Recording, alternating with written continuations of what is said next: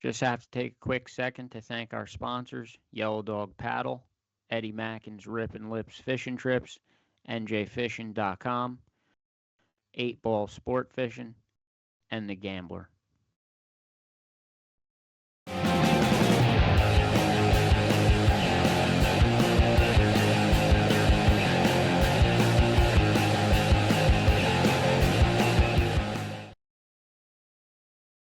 Hello and welcome to episode number 158 of the NJ Multispecies podcast. I'm your host, Joe Santiago, and my partner, Kim Sorg. What's up, Kim? What's up? I'm back. Thanks, Kevin. You're back. So you ditched us all last week because you got a hot tip in the morning that there was bluefin tuna inshore. So you had to get out of work and rush right after this bluefin tuna. I'm sure everyone's already seen the picture and some of the videos. You want to tell us the story of what exactly went down with this tuna fish? Yeah, so Dom went out in the morning, he had a charter in the morning, and they went 2 for 3, and he texted me and he's like, yo, turn and burn early afternoon on our buddy's center console. Can you make it? And like, I can usually never get out of work. Like, I'm busy. But it was like the perfect circumstance of the day where like I actually had a little bit of time to get out early. So I was like, yeah, fuck it. Like, I gotta go. So I went and we left at like 4:30, got out to the spot by like 5:15, and like within 20 minutes hooked up about 25 minutes to fight the fish. And then we kind of hung out for like another hour after that, and then we were home by 9 o'clock. So it was awesome. How long did it take to land the fish? It was about 25 minutes, 25 minutes. I got my ass kicked, dude. And like size wise, it has to be like in a certain slot to keep, right? Yeah, so you're allowed 2 unders and an over. An under is considered 27 to 47, and then an over is 47 to 73. Mine was 52, so I got my over. And then anything over 73 is considered a giant, which you can't keep right now unless you have a commercial license, and it's a kill day. So that's kind of how that goes. Oh, it's certain days. Yeah, so I don't know. They filmed this on Wicked Tuna a while ago. I don't know if you remember, but like they tell you based on the quota what days you can fish and what days you can't fish. Okay, yeah, I don't know that much about it at all. I mean, I've seen them on the Tie Man. I've seen Chuck hook them. I've had one on, I think, on a swim shad, but yeah, I don't know that much about it. I know they call them ghosts when they come inshore. They're fairly not that common to catch, correct? No, it's definitely to be within 10 miles of the. I could see the beach while I was reeling my fish in, and that in itself is pretty uncommon. We had the same kind of bite last year on the squid bite, but this was like strictly jig. And I mean, I find it interesting when you can go out and fish and it's not a first light bite, and you can go out at 4 o'clock in the afternoon and still hook up. And people were hooked up all around us. It wasn't like I was the only one that got a fish. It was like left and right, everybody was hooked up. It's crazy. It was crazy. I mean, it's truly unbelievable where we live, where you're able to go do all this stuff. Dom had a charter, not a charter day. He went out with his buddies, and they did the same thing in the morning. They went out, they lost a fish at the boat, but then they turned around and went bottom fishing and ended up with a bunch of ling, sea bass, and a 21-inch fluke all in the same day. So I mean, that's a pretty crazy mixed bag. Yeah, so congratulations to you on that because I know it's a huge achievement. A lot of stuff happened over the past 7 days. Tonight's guest is American Hooker Tackle. I know we've been trying to get him on for a while. He's finally going to be here in about 15 minutes. Real quick, I want to talk about the Gambler. The Gambler is telling me, Chris Lito specifically, that some nice bigger fish are finally starting to show up, especially on white and nuclear chicken gulp. He's also seeing remarkably big sea bass starting to show up. The night fishing remains solid. He said the blue fishing is spotty so far, but getting better. and there's still squid around, tons of sharks, tons of cow nose rays. We're doing the night mayhem trip August 22nd, so we're going to find out how good it is, I guess, when we're all out there. There are still some tickets left. You could get on that. A ton of people that usually go are on vacation, and some other people don't want to really be up that late because they're a little older. But there are still some tickets left. Not that many, but if you want to go, you still can go on the night gambler. Gambler always first and fastest to the fishing ground if you're looking for a party boat. Still running 3 trips a day, Thursday through Saturday, and their daily trips. Still sailing every day. He's also doing a canyon trip. It's limited to only 24 anglers. It's a 24-hour trip. And there's also always a lot of space on the Gambler. That's why the trips are so limited. So a lot of options from the Gambler. And like I said, August 22nd, we will be there. Come join us And if you want to fish we with will us. be pre-gaming at Broadway Bar and Grill before the Gambler night trip.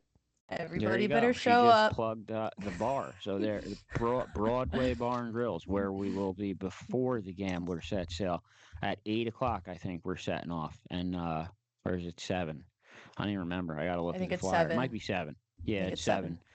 But that's going to be a lot of fun. I got to go fishing with the man, the myth, the legend, Chuck Timon Manny. I did what he once again calls a Chuck Day, when he basically targets as many species as possible in one day, and we did it on freshwater. I had to get up at 2:30 in the morning and drive all the way to his house by myself, which sucked. That took an hour. So I was already on 3 hours of sleep. We started on the Delaware River, and I missed like 4 striped bass. And then I finally got one. It was a smaller one, though, but I got one. While we were doing that, we had rods soaking for flathead catfish, and Chuck had a rod just take off, and he went over, set the hook, the weight on the rod doubled over. He had it on. All of a sudden, it came off. It was like heartbreaking. It was just terrible start to the day because the flathead would have been huge points for him. Then a second rod went off that was right by me, and I set the hook, had weight on the rod. It was definitely another big fish, not as big as his, and it got off again. Then we gave it like another hour, and we never got another flathead bite as the sun started to come up. So we moved on, drove maybe another 45 minutes to a different spot, went after rock bass. We got 10 rock bass, and not one of them was small enough to get on the board. So again, another failure. Fun, but a failure in what we were trying to do with the points. Chuck also got a couple smallmouth. I don't think I got any smallmouth. I might have got one, but I think Chuck got a few. From there, we moved on to target the suckerfish. Now, the suckerfish, most people would believe that the suckerfish is really easy to catch. We found a spot in the river where there had to be like 20 to 30 suckerfish just sitting in a pile where there was a shadow. You could see them right in front of us. We could not get these suckerfish to bite anything. And we sat there staring at them for probably about, I think, up to 6 hours. But suddenly, while we were fishing, I hooked a fish. I knew it was a bigger fish, and I said, Chuck, I'm on. I think I have a suckerfish. And I'm reeling it in. He says, no, it's a brown trout. I'm like, a brown trout? And it turned out to be a huge 24.5-inch brown trout. And after that, I think Chuck hooked like another 5 brown trout. I got 2. Chuck got 4 or 5. He was able to upgrade one of his brown trout. I got on the board finally for that brown trout. Chuck was able to upgrade a brown trout. So that was crazy. And then after that, we got the sucker. We got a couple suckers, but I got one 18.5 inches, so I scored again. So the day started to turn around for us. We were exhausted by that point, but we still had channel cat and bullhead on our plate. So we then, after we caught the sucker, we went for channel cat and bullhead. Chuck had one really nice runoff. Looked like a decent channel cat, but again, it came off. I don't know why. And he landed 2 or 3 bullheads, but they were all too small to score. I got nothing there. I think I was using too heavy a lead or something. But again, just another amazing. I say it every time. Every time you go fishing with Chuck, something insane is going to happen. Every time. Like, it's guaranteed. It don't matter how shitty the morning was or whatever happened. Something crazy is going to happen. So a 24.5-inch brown trout happened that we weren't even fishing for. It's just insane. It only happens with this guy. It's just it's why when I post the goat pictures under his picture, I'm not exaggerating it. He is the goat. I mean, it's really just it's crazy. And if we would have landed those flatheads, it would have been extra crazy. But we'll get a shot at redemption on them. But thank you to Chuck for that day, because that was awesome, and it was all him. I mean, I was just following his lead. Absolutely amazing.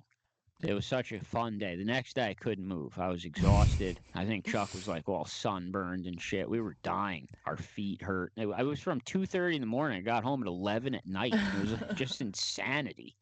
Chuck probably put 200 miles on his car, and this is all to chase freshwater fish. He's in the chat now writing, woo! So, of course, yeah, the wild man, Chuck Manny, the best of the best, just unbelievable as a person and a fisherman. Can't say enough about him. Before American Hooker Tackle comes on here, I do have to shout out to Yellow Dog Paddle. Yellow Dog Paddle still continuing to post great content. Fish coming from all over the place. He's fishing for himself for hybrid striped bass, and he's doing really well. But he's also doing guided trips on Round Valley and continues to catch nice trout, browns, rainbows, some big yellow perch, some lake trout, catching everything. So you could check out Yellow Dog Paddle, still doing sponsor anyone. You could send someone on a trip as a surprise. And a lot of options at yellowdogpaddle.com. So check them out. Mike Herman has been continuously on fire. I'm waiting to give the report where I can say he didn't do well, but he did. He did. He always does. Seems to do well. I never get to say he didn't do well. Multispecies Mayhem. I know I scored 4 points on the Chuck day, so that changed some of the standings. It put me up into the top 5, and I know Chuck upgraded his brown trout. While we were catfishing, we saw Bob Darling. Bob Darling was out in his kayak, and he scored 2 nice channel cats. They weren't big enough to get on the board, but he had a 28.5-inch and a 27-inch that he sent me pictures of. He already has one bigger on the board, but 2 really solid catfish from Bob Darling. We got to shoot the shit with him for a while on the shore, which I don't see Bob Darling in person that often, so that was cool. Shout out to Bob Darling. And in the saltwater division, the biggest change was Jason Uhas. Jason Uhas entered a solid sea bass and a solid, I think, 3rd place fluke. I have to check the board. He's the biggest change that now he entered the top 10 in the saltwater division. The funny story with the fluke, and shout out Ken Lazarchuk because he's fishing off Ken's boat. Ken's a pretty good fisherman, has a really nice boat. But I'm hearing that the keeper fluke that Jason submitted actually ripped Jason's rod off the boat, and the rod had a foam handle, so it was floating. So they were actually staring at the rod. It was going under and coming back up, going under, coming back up. And Ken was able to maneuver the boat over. Jason was able to grab the rod, and the fluke was still on it. He was just dead sticking. And he got, I think it's 21.25, which put him in 3rd place. So he scored decent points on this fish that ripped the rod off the boat. He's lucky he got the rod back. But yeah, now Jason Uhas entered the top 10. So that is the biggest change. Tizzy Cregan still continues to hold the 1st place lead in saltwater. Yeah, hold on Kim, a second. I don't know where you are. Where are you? You're busy tuna fishing. No, exactly, which isn't a species on Mayhem, so I don't really know what you want me to do. But my entirety of the summer is minimal fluking and then tuna and tile fishing. So that's about everything's going to happen for me in the fall, I guess. I still have 1 8-ball charter left. Jason Uhas is here. Shout out to Jason and Ken. Awesome getting that rod and fish back. Shout out Robert Fitzgerald. Robert Fitzgerald says Kim's tuna photos were boss. I agree, they were awesome photos. Max Wilson says Chuck Manny is the GOAT. Yes, he is. I think Max Wilson, Paige, which she belongs to Max Wilson. That's his girlfriend and the mother of his child, Jack. She is now selling pickles. We all love her pickles. Every time we have a get together, she gives us a jar of pickles, and we all rant and rave about them. So now she's actually selling them. So I know Max wanted us to give a plug of her pickles and focaccia bread. I'll put the post up. She made like a band. Oh, there it is right there. See, we're getting fancy on this podcast. Since Kim here, everything is bougie now. But there it is. $10 for focaccia bread and $12 for pickles per jar. Paige's Pickles. So this is what Paige is doing while she's home with baby Jack. So yeah, I'm gonna order a bread and the pickles because I love the pickles. I really An do. order I for haven't the tried Gambler the bread. because Max will be on the Gambler. So if you're coming on the Gambler, order for the 22nd. That's a good point. Max will be on the Gambler. Jason Yuha says Chuck definitely is the GOAT. A lot of people agreeing and shouting out Ken Lazarchek. Tizzy Cregan, first place in Saltwater. She's still here. She says, you got to be kidding me. No, it's true, Tizzy. You're still there. You got to go get a big bluefish now. And then in the fall, you have to get a striper and lock this in. The Saltwater, I think, is the top 3. So Tizzy has a good shot. I know her mother's ill. She's taking care of her mother currently, so prayers to her mom. But hopefully Tizzy gets a chance to get out there and do some more fishing because she still is in first, which is awesome. She needs to reach out to me too because I saw you comment in a Brielle town post group, and that's right by my house. So if you live by me, you need to hit me up so we can go fish together. But I think we might be neighbors. You might be neighbors with Kim, Tizzy. So give her a shout out. Shout out to Fast Eddie. Fast Eddie and a Walk for Hope. Fast Eddie's walk, I think it brought almost $1,000 raised. That went to we donated to, I think it's his mom that runs it, Ginny Payne. So they got a good amount of money. Very proud of Mayhem for coming together for that. Also, Kim, I don't know if you want to touch on the horrible tragedy that happened and the GoFundMe that's up. I know the podcast donated some money to that too. You actually knew that fisherman. I didn't actually know him, but I know a million people that do know him. Yeah, it was really, really sad actually. We should definitely post the link to the GoFundMe for his page too. But well, we did share. Did we share it? It was shared. Okay, cool. I did. I did share, and NJFishing.com, Jerry Zagorski, of course, he shared it. It's on there as well. But yeah, basically a very well-known fisherman from Grumpy's Bait and Tackle passed away while fishing in a tuna tournament offshore, 130 miles off Long Island. He passed away apparently while fighting a big eye tuna, only 38 years old, left behind 2 small kids. The GoFundMe was, I think the goal was $32,000, and within like the first couple hours, I think it was up to 70,000. Yeah, it's almost over 100K. And like, there's a lot of other good stuff going on. Like our good buddy that owns like Sea Scraps salvage, he takes like repurposed wood and stuff from the ocean and makes like decorations, stuff for your house, picture frames for like tuna prints and stuff. He's doing this really nice fundraiser where he's raffling off a big striper that he made out of wood. So I'll share that on the Facebook too, but it's $10 for a ticket, and it's like a really, really giant raffle that's all going to this guy's family. So it's a horrible situation, but it's great to see the outpouring from the fishing community. And really, even like with Fast Eddie, shocking to see how much money was raised. Rachel Watcha won the Eddie Cooler. I know actually Chuck Manny won it and then donated it back. I had to go back on and respin the wheel. I tried to call Chuck to see what color cooler he wanted, and he told me, I'm busy fishing, I can't talk, and like hung up on me, so I didn't even know what to do. And then he started answering my text messages finally. But yeah, we respun it. Rachel won it. So yeah, it's great to see the fishing community pulling together in such a positive way and helping where they can. I know times are tough and things are expensive, so people can't afford to do everything, but they're doing what they can. and supporting other fishermen. It's just very positive vibes to see.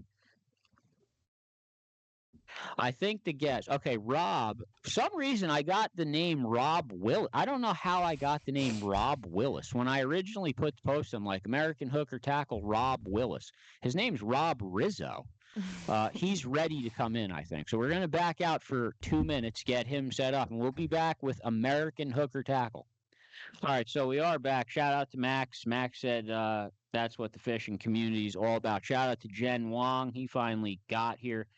Tiz, you said you got one 29 inches. Why isn't it entered? I think first place is 25 inches. I don't see you have a bluefish in. And I know you love Tog, so do I. That is my fish of choice, too. I want to introduce the guest, Rob Rizzo, the owner of American Hooker Tackle, a New Jersey-based company for the past 7 years. Rob, welcome to the NJ Multispecies podcast. Thank you. I know that we've been trying to have you on here for a while, and we finally have you here now.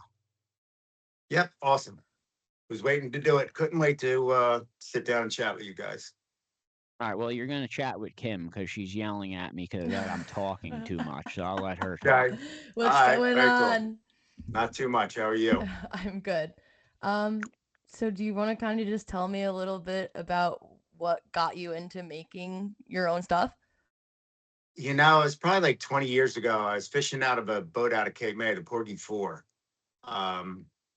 We were fishing either Old Grounds or Reef Site 11. And I just remember losing like 14, 15 rigs that day. I'm like, oh, this is it cost me more in gear than it did, you know, for the trip that day. So I'm like, I got to start melting my own lead and, you know, getting more into tying rigs and stuff. And one of the mates on the boat, Kevin, good friend of mine, he's like, you got to start jigging. And I was an old school dragging bait. So I was dragging that 8-ounce, 10-ounce lead with a bucktail, you know, teaser. I'm like, yeah, I can't get into this stuff. And then I did. And I'm like, I got to start making my own stuff. More of a hobby it started out. We just recently, like, that's just funny that you opened with that because we just went fluking for a fluke tournament. And we all, at the end of the day, we all go, oh, I just bought 8-ounce, 6, all of my stuff, and all of it's gone. All of it's gone. Yeah. I'm with you. It is all gone. I knew American Hooker Tackle. I always saw the hoodies, and I thought in my head, I said, does he make hoodies? Because a lot of people have your hoodies. Kim's wearing one right now. I know Max Wilson wears them all the time. The designs on the back are really cool. I thought it was a hoodie company. I didn't even know that you made lures, to be honest. Okay. Until like a couple weeks ago when we booked you for the episode. But I see the table. I posted pictures of your tables. Exactly like, so you make fluke balls and you do, I'm guessing you do Tog jigs? Yeah, kind of. I'll just run through season wise. I make all my own Tog jigs. I have a buddy of mine who's been making going into sea bass season 30 grams, 60 grams, and 80-gram jigs. Going into fluke, I have fluke spoons, ball jigs. I even have the ultra minnow mold, but seems like everybody wants the ball jigs over the ultra minnow molds.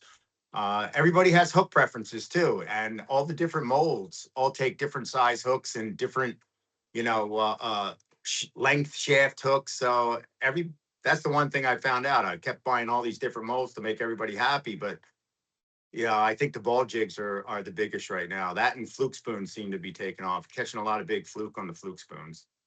Yeah, I lost a ton of. Shout out to Heather Raffanello, said best hoodies available. What is a fluke spoon?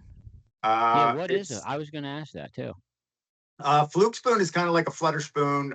You know the stripers, when you're striper fishing, I have quite a few of the stripe, you know, for striped bass, flutter spoons. Envision a mini flutter spoon where they're only like, the ones I have are 17 grams. They have, do I have one here? I've never even heard of it. I don't have any on my table behind me. It's you know, somebody else has them on Facebook. They're about a 17-gram spoon. They got, you know, the silicone skirt on them with a hook, and it has a little bait holder hook on it. And you tie it off on a leader. somebody out here has them. You see them on Facebook advertised all the time. I forget who has them.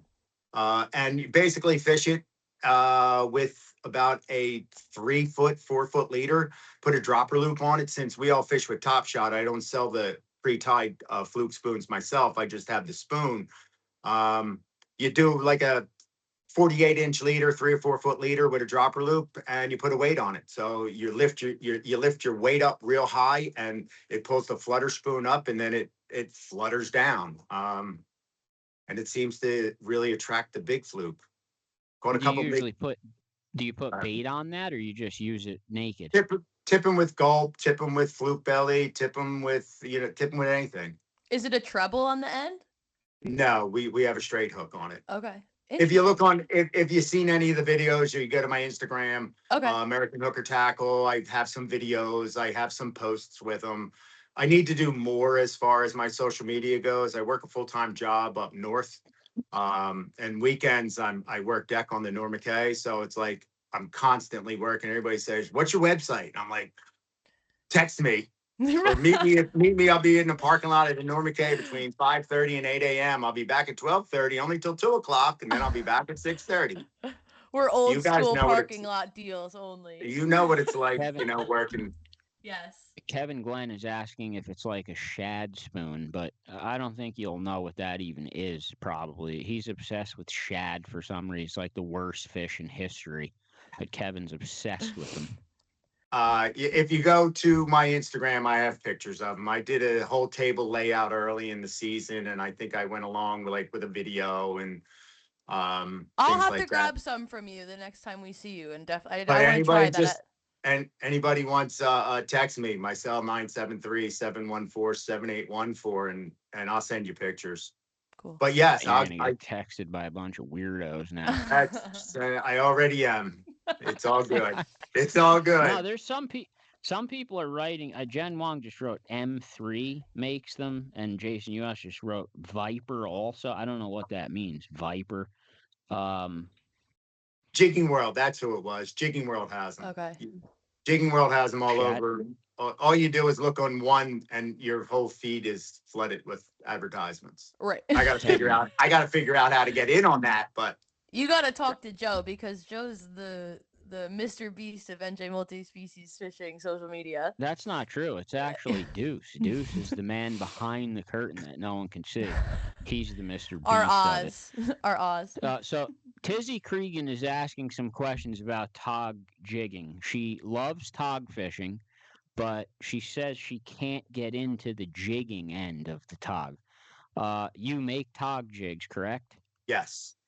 Yes. You want to talk a little bit about tog? I know that the old school guys aren't really into it yet. Like if you sit in on Frank Mihalik's seminar, which I've been to a bunch of, he doesn't even talk about jigs that much. He's starting to a little more. But the guys that do use the jigs, they do very well for them. But there is definitely a learning curve to using them. Yeah, absolutely. I mean, I actually only started togging 6-7 years ago. As a kid, and I say a kid, but years ago, even as a grown man, we never blackfished. I grew up basically fishing out of the Cape May area. We never stripered, anything like that. But blackfish, once you get into it, and the rod bend, they dig, they fight to get back down. It's exhilarating. You hook into a couple nice tog, yep, you're hooked. It's one of the easiest inshore fish to identify. As soon as you hook it, you know what it is. It's unmistakable. Yes. So the tog jigs, I mean, they basically range from like 1 to maybe 4 ounces, like I even 3 ounces. You don't go that heavy with tog jigs, correct? Correct. I have my mold can do up to 3s, but nobody's buying 3s, so I don't even bother making the 3s. 2's the biggest I do. I make them for half ounce, 3/4 ounce, 1 ounce, 1.5, and 2 ounce. And I just got into powder coating and doing UV. I fell down the UV rabbit hole. So everything has to glow. Everything has to glow. I agree. And UV, I think, ultraviolet is even more important than the glow, because we're going to find out, fish's eyes, their cones are see different colors, and you know what we see as pink, they see as vibrant purple. My captain on the Norma K, Tommy, he set me down the UV rabbit hole. So it's And interesting stuff once you start reading about it. the weird thing is, with most fish, you're taught to always fish with a tight line so you could feel. The blackfish, you want to fish a slack line, which is just bizarre because it's very weird to learn that. But when you hear the word jig, you're thinking about you're going to drop this thing down and bounce it up and down. With Yeah. Tog Jig, it's the complete opposite. You don't want it to move at all. It's I was just just supposed gonna to ask how it slide. works. It's Yeah. just supposed to slide along the bottom there on the rod. It's not Yeah. When supposed to it be drops lifted. down, you kind of want to, and look at me telling people how to tog fish, and I consider myself a rookie at it compared to the guys that have been doing it for years. When the boat's rocking, it's almost like a seesaw. Your rod goes down with the boat. You don't want that thing bouncing and moving. I've seen other people jig it and actually jigging it like you're jigging for Fluke. I haven't Really? And gotten, you've I seen that haven't work? gotten that deep into it yet. But no, I'm the guy that when it's on the bottom and the boat rocks down, my rod tip's going down. I'm trying not to, just letting it sit on the bottom, not moving. But there are times where you're out on the boat and people are catching fish mostly on the rig, and then all of a sudden it goes dead. And then the jig guys start crushing fish, and the rig guys are doing nothing. And you almost have to switch. Like, it's almost mandatory now that you have to bring a spinning rod or a low profile bait caster with a Tog Jig on it. And you should have an assortment of weighted ones and different colors because the color seems to matter also. There are days, it was yellow one day. One of the hot colors right now is this like dark purple. Um, and because that's what certain people want, but there are days that, you know, yellow's working, so everybody's trying yellow, and I'll be the first one to say, yeah, colors don't matter. Fish are going to be colorblind. You're going to find out when we're dead that fish have been colorblind all these years. But no, I think they see in ultraviolet colors. And yeah, you should always have a little bit of everything just to be able to switch from a rig to a jig, or from, you know, a purple to a chartreuse, a yellow, anything. Absolutely have it. You need a little bit of everything. So when you decide to finally become a tackle maker, it must be a pain in the ass to have you have all these people asking for all this different size shit in all these different size colors. It has to be annoying. It has to be. You could admit it. Yeah, you just gotta. I've gotten burned. I've made all kinds of stuff, and I'm like, why did I buy this mold? Why did I do that? But look, it's a hobby that I turned into making money. And you're still But getting how all of your own gear out of it, at least at the end of the day. You know, you're still getting a bang for your own buck and getting to try new things at the same time. Correct. That's basically how it started. I started making my own gear, and I'm like, well, let me sell a little bit. This way, I can get my gear for free. The old back parking lot deals that you were talking about, you know. and it's got to be cool to see people send you pictures of fish that were caught on something you created. Very cool. A lot of people, I tell a lot of people that, and send me pictures, and all of everything basically that I have is for sale on the Norma K. So a lot of the times, and you know, we're known as the tourist boat, the weekend boat, and that's the case. From, you know, July and August, we run half days, and we have a lot of families. But let me tell you, we got kids on the boat, and there's nothing like going into the galley, grabbing one of my rigs and putting it on and having kids catch fish.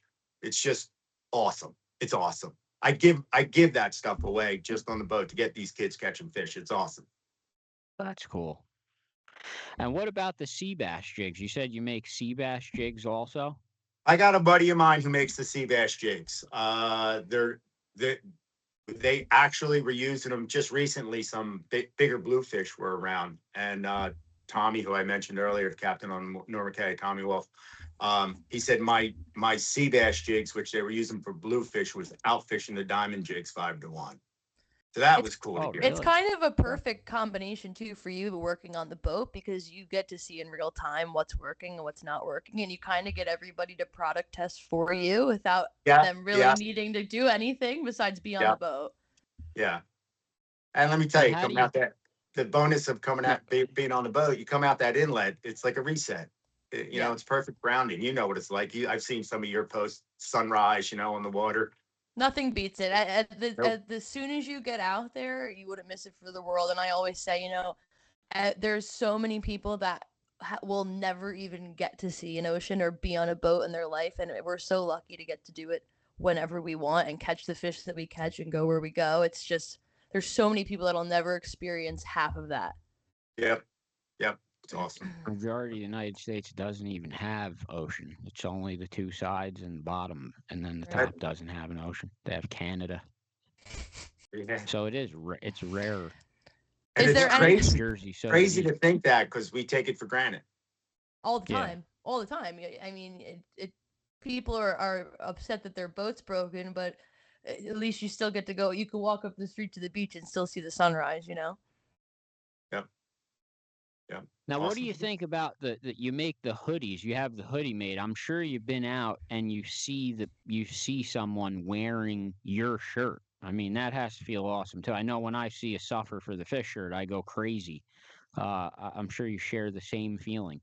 Yeah, it's awesome. A buddy of mine came up with that logo. I saw the logo of that, and I saw a picture of it was kind of skeleton like and had to do with fishing. And I'm like, I wonder if he can do something like with the original concept was going to be a fluke skeleton. And, you know, American hooker wanted that little bit of sexiness to it as well. So we did a couple sketches and I'm like, man, this isn't even close to what I'm envisioning. So then I showed him a picture and I said, something like this, see if you can work with it. And then he came back with it. That's it. And then he How came many back with shirts do you have, She's Kim? got great tits, Rob. it. How many Thank shirts do you you. have? Uh, He How did hooked Kim me get up. all these shirts? I told you I got a swag bag. I got all my jigs, all my rigs, a t-shirt, well, hoodie. Wow. Dom from well, Kim and Dom, you know, for 8 Ball Sportfishing, he started getting some of my stuff last year.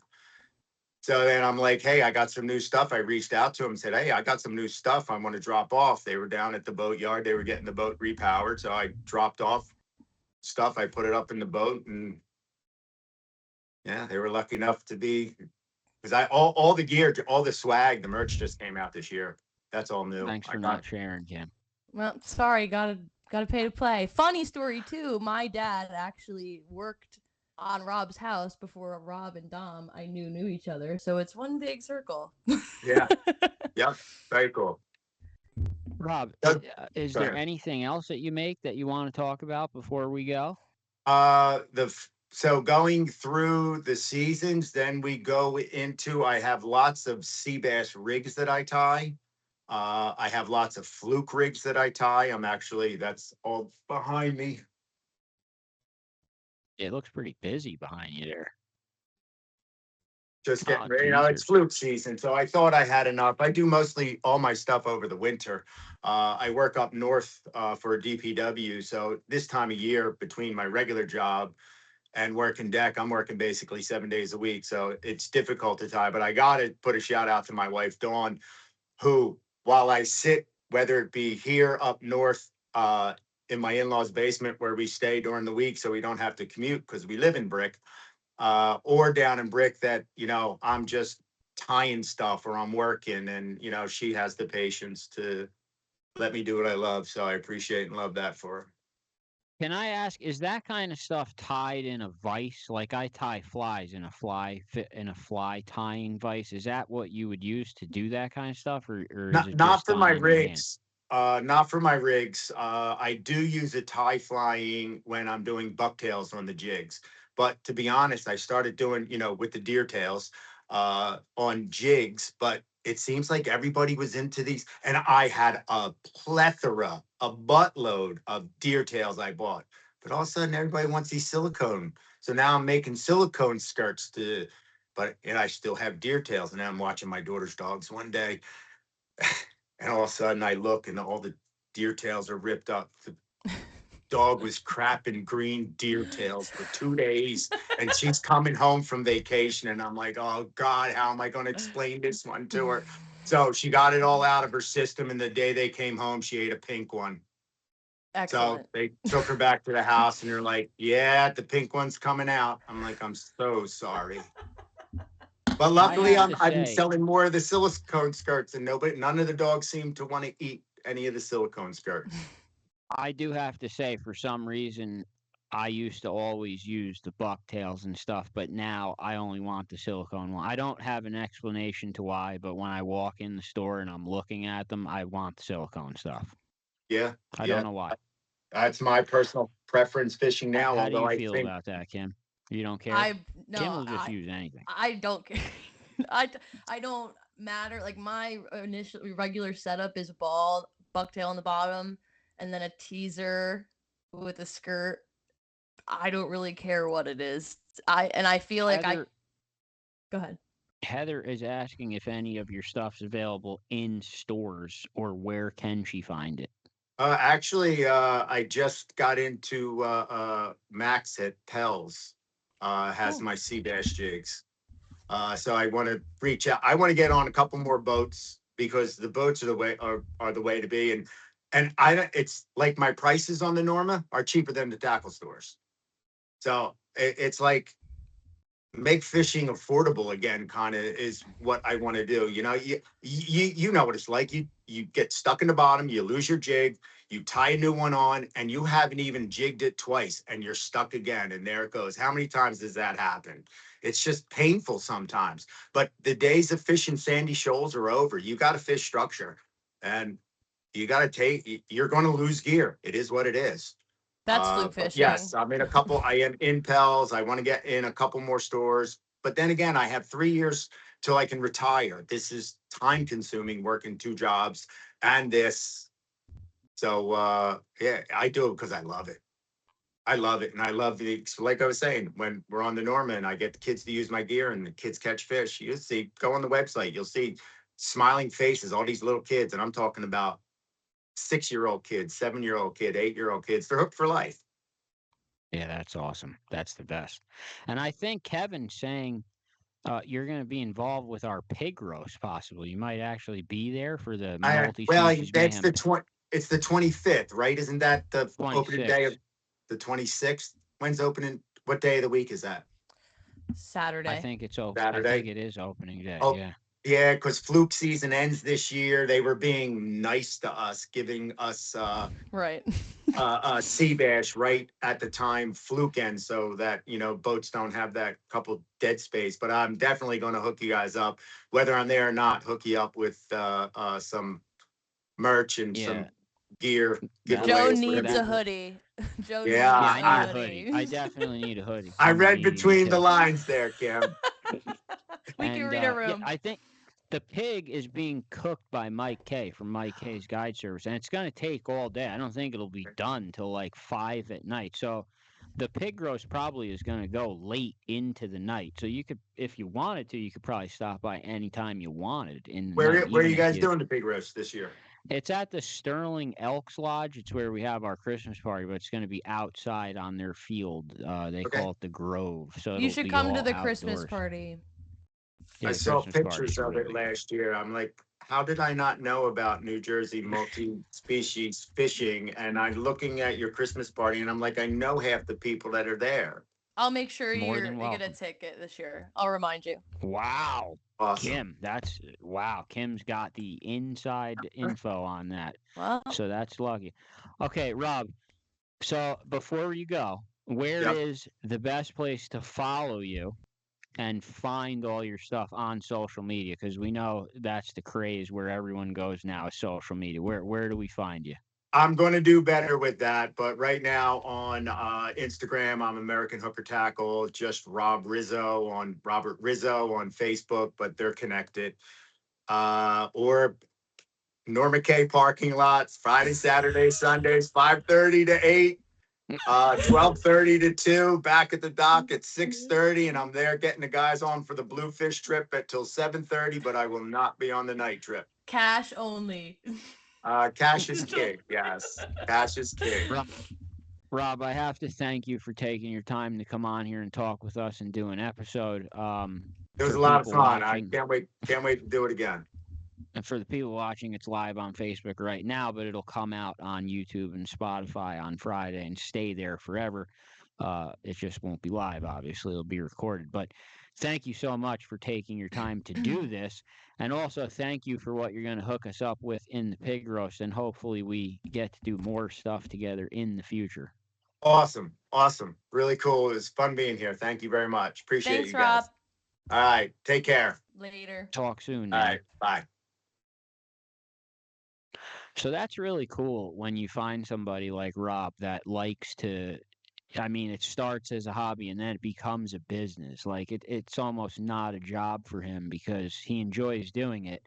And like I said, it must be awesome to get pictures of people catching stuff on something you made, like by hand. Yeah, and especially being an ultra small business. I mean, to be creating a product like for yourself and using it, that's fine. But to be making something and then realizing that other people like it and want to use it is probably exceeding every expectation. Shout out to Nick Raffanello, said he'll be following for sure. Shout out to my man Dom Mancuso. Do you know him, Kim? Captain Dom is here. Can you see him right now? Is he to your left or not? No, he's not there. In the other room. Captain Dom's here. Kim, Paige Lynn Hartman, the creator of the Focaccia bread and pickles that we're going to post on our pages here. Shout out to Paige and her son, Jack. Dom said Rob is always slinging gear out of his trunk. And Rob kind of gave you the hint right there. It's always cheaper to get it directly from him. Obviously, a tackle shop's going to mark it up a little because they have to make some money, but you can't blame them for that. But if you get it directly from him, obviously, you'll save a little money. So, yeah, pretty cool guest. The tackle makers and tackle shop episodes usually always do pretty well. I have to, of course, shout out Mackin. Eddie Mackin right now is up in Maine doing his annual bear hunt and trout fishing trip that he always does. But he will be back soon, and he is still booking trips on Lake Apacon. Still posting big striped bass during the daylight, which, like I said, I can't do. I only catch them at night. But still catching really nice fish. He's on a good white perch bite. So if you're looking to book a trip on Lake Apacon, which has such a wide variety of species, Mackin's Rip and Lips fishing trips is definitely the guy to call. Also doing his pontoon boat rentals and his red-eye trips. If you're fishing alone, you could get on a little cheaper, get paired up with someone, and possibly make a new friend. So a lot of options from Mackin over there. So book your next trip at Lake Apacon with Eddie Mackin. Kim, do you have anything else? Yeah, I do have something actually. New What do you got? merch. Comfort colors. Oh, that is right. Deuce finally has released Comfort Colors. I have some of this stuff. Kim have the got a right blanket. here. I have it. Yeah, yeah, I'm jealous of the blanket because I didn't get one because I wasn't paying attention. There it is. Suffer for the Fish blanket, which I know Kim was passed out underneath after our Jersey Coast Shark Anglers Fluke tournament. I didn't get a blanket. Deuce screwed me, but I think he's getting me one. But yeah, a wide variety of stuff. I know Kim got a 3/4 inch, a 3/4 zip up sweatshirt, which is really nice. I didn't get one of those. I got like a pink tank top that I'll never wear. I'm gonna Shorts. give that The away. shorts. I got shorts, yeah. Comfort Color Suffer for the Fish shorts that I got that have Suffer for the Fish. It's all up on the website, I believe, Deuce. It is njmultispecies.com. You can go on there and check out the new line of Comfort Colors. I don't know if the blankets are available, are they? Walter Hewitt just said, looks like Rob is my new tackle store. Yes, sir. Paige wants a blanket. Paige, we will work on getting you a blanket. Have Max contact me when he's not busy, which is never. No, Max actually said yes to a charter today. We're going on an 8-ball charter, and Max is coming. And so is Uncle Rich, and so is my brother. And I believe Walter Hewitt's coming. That's going to be awesome. Hopefully, we have good weather for that. But yeah, and the next trip, August 22nd, Night Mayhem on the Gambler. I believe Kim is working on a like an events calendar. How exactly are you making it? Yeah, I'm gonna make a page on the website, whether it's a calendar with the dates on, like the event written on the date, or just at least a bare minimum a list of all of our events going on, because we got a lot of stuff going on. Yeah, there is a lot of stuff. The Gambler trip's coming. The pig roast is coming. Obviously, the Christmas party. The Christmas party is extremely difficult to get tickets for, because we always have it at the same place that allows only 100 people. Usually has really good prizes, but that'll be coming in December. And if we decide to add anything else, it'll pop up there. So the events calendar is going to be a new button that Kim's going to add. So all this new stuff is coming on NJ Multispecies, but the Comfort Colors stuff is already up and available on there, except the blankets, I don't think, right? Did he answer me? Yeah, no blankets, not yet. The blankets aren't available yet. Those are like private for Kim only. I don't know. I don't get one. And the 3/4 pull-up hoodie, I don't get one of those either. Like Kim got. I did get shorts though. The shorts are nice. I didn't get the shorts, so you don't need any shorts. You got enough shorts. You got all the other shit.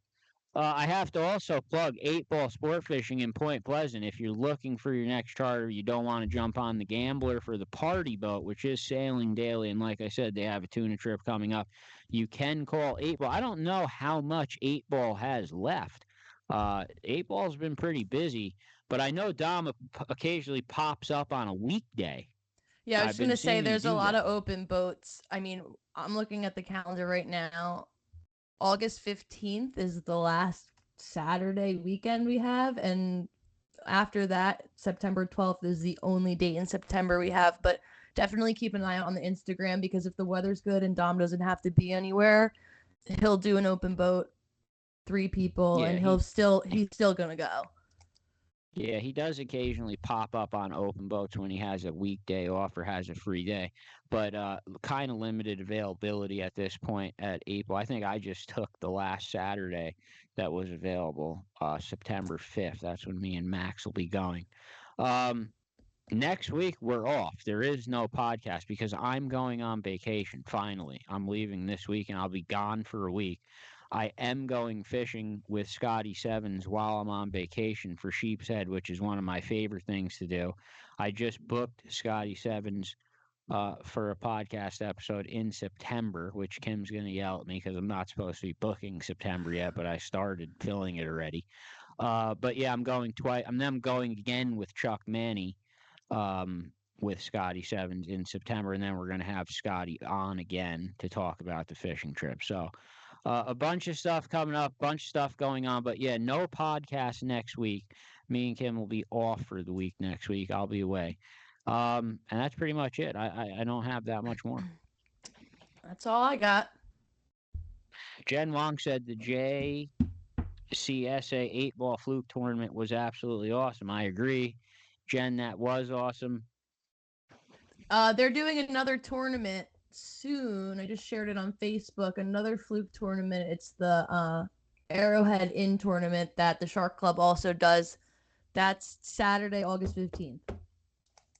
Tizzy Cregan just wrote in her number 2 bucket list boat is 8-Ball Sportfishing, and she got her number 1, the Fishmonger. The Fishmonger, Tizzy, I don't know. I've been on Fishmonger a bunch of times. Fishmonger takes a lot of people. The new Redmonger takes like 10 to 15 people. 8-Ball, especially on a Fluke trip, they only take 5 people. So it's a much more 6-pack charter boat. The Monger's much bigger. 8-Ball doesn't take as many people. It's much more private and much more like, I don't know how to describe it. It's kind of different when you're fishing like with such a small group of your own. on the Monger, it could get pretty intimidating and crazy. But yeah, the Monger Reach out to obviously is me. a legendary boat. Jerry's the best. There's no better than Jerry. He's the man. Yeah. But he is the Tizzy, man. add me on Facebook or reach out to me because I will just add you to the list of people that are on my list when we need one or two more. So you're literally right down the street from me. Whatever that tournament is, you just said. Jen said he'd like to do it. When was it? The Arrowhead Inn tournament. It's August 15th, Saturday. I mean, I guess we could possibly do that. It's the only Jen. Saturday we're not booked for 8-ball. We have to. I just said it. We have to do it. So yeah, we're booked. I guess we do have to do it. Especially last time I got screwed out of my food because of like a tornado that came through. I got screwed out of my picture. Well, I didn't even get to be the picture. From looking at their pictures, it looks like they took the party inside eventually, actually. Yeah. They brought it. They went back to the club and did it at the club. That was the most insane rainstorm I've ever been caught in my life. And like you said, I literally ran up a hill and said bye to you. Dom just wrote his boat. Dom just wrote his boat is too big for that tournament. I don't know what that means. Oh, it's a under like under 26 foot. But Joe, we can go on my Mako. We can go on Kim's boat, possibly. There you go. So that's the solution. All right. So we will not be here next week. We are on vacation. We're off this week, every year usually. Jen, send me a text message. We'll see if Kim wants to fish in that tournament. I don't care. It's Dom said it is under 28 foot, so the 8-ball is too big to fish in it. But yeah, we will be back in 2 weeks. We still will be on social media posting videos. We have a ton of shit to post, tons of shit to put up. If you're fishing in the Multispecies Mayhem contest, good luck to everyone who's trying to get whatever they're trying to get. And like I said, me and Chuck went all over for all different kinds of fish. And also the pig roast, if you plan on going to the pig roast, you can bring a guest. Any Multispecies Mayhem person is allowed to come for free, but you can bring a guest for $30. Kevin Glenn is going to open up an RSVP list for that. I believe when I get back from vacation, we're going to start. You can't just show up. You have to obviously let us know you're coming because that's going to determine the size of the pig that we have to buy. So we are going to run a post and a RSVP list. So if you plan on coming to the pig roast, you're going to have to at least let us know. And if you're bringing anyone, you're going to let us know. Dom said, let's go with Chuck. Chuck, I already talked to Chuck about that. He said he is in. Chuck's definitely in for that. So we will do that too. We have the time man to go on. What about Fluke for August 15th? He's not over 28 foot, no? It would be horribly difficult to get him to do that, but I could ask, but I doubt it. Because he's so multi-species right now. Like, he'll go for one fluke. Chuck, I need you to help me win $10,000. Yeah, Chuck, I don't mind winning $10,000 either. I think he said that he was fishing with us in the striper one. Yes. The striper one is not hard to twist his arm to get him to do that. But the fluke one might be difficult because he'll just catch one fluke and then he'll want to move on to oyster crackers or Well, then we need to catch one big fluke in the beginning and call it a day. Chuck, that's true. You could just go for one giant fluke. It has to be huge, and then you could move on to something else. Okay. So we're going to be back in 2 weeks, and like I said, we'll still be available on all our social medias, and we'll still be posting videos, but we will be on vacation, so no podcast. And I will see everyone in 2 weeks. Later. Suffer for the fish.